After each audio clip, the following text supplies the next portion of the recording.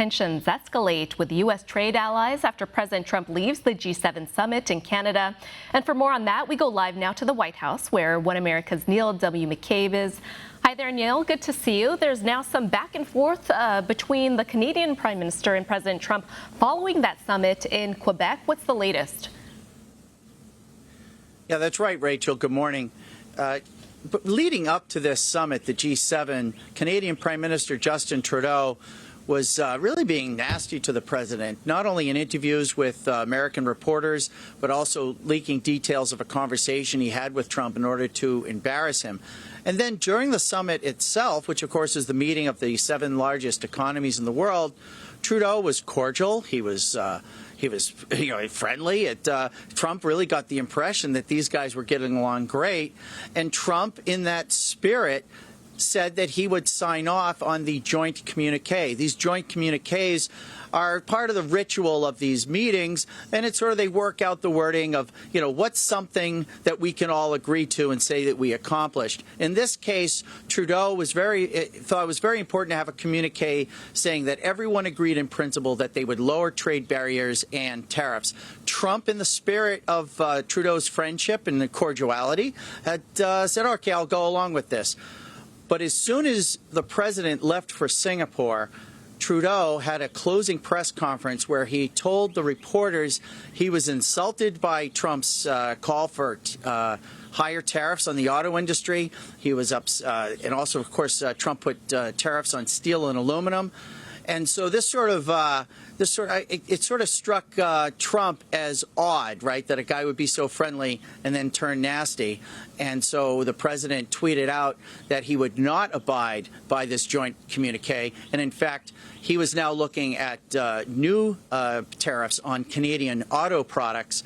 White House economic advisor Larry Kudlow, who's really Trump's top economic guy, Kudlow said today that he felt that this was a stab in the back to the president, and I think we have a clip of that. Let's hear what he had to say.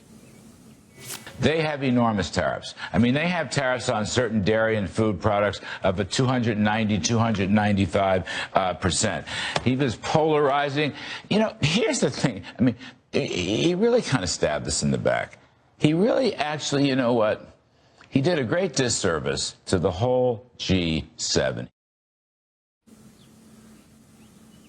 Yeah, and so not only was Kudlow very strong in defending the president's position and really giving voice to how the president was sort of betrayed by Trudeau's actions, Peter Navarro, who's the top trade advisor here at the White House, Friday he posted an editorial in the New York Times where he said the age of American complacency in trade was over. That really was sort of setting the tone. That was Friday. Today, Peter Navarro said that there was a special place in hell for Justin Trudeau. And so that sort of gives you the character of how the White House is feeling about Justin Trudeau this morning, Rachel.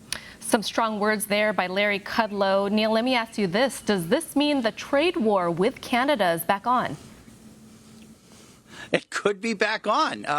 There were some hopes that this would be avoided, and all through the G7, as everyone was being nice to each other, the thought was, hey, maybe we can work this thing out.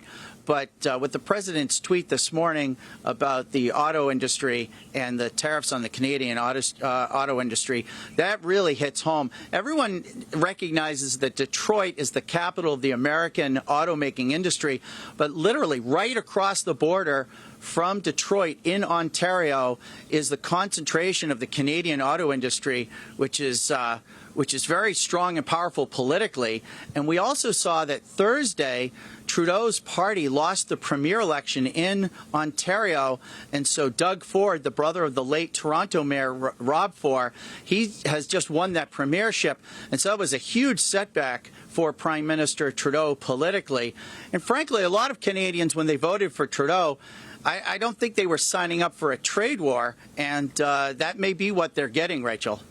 All good points there. One America's Neil W. McCabe reporting live from the White House, the latest on President Trump breaking with the G7 joint statement. Thank you so much, Neil, for that live report. Want to see more videos like this? Click on the link below and subscribe to One America News on YouTube. And call your cable provider and kindly demand that One America News is added to your lineup. Call and subscribe today.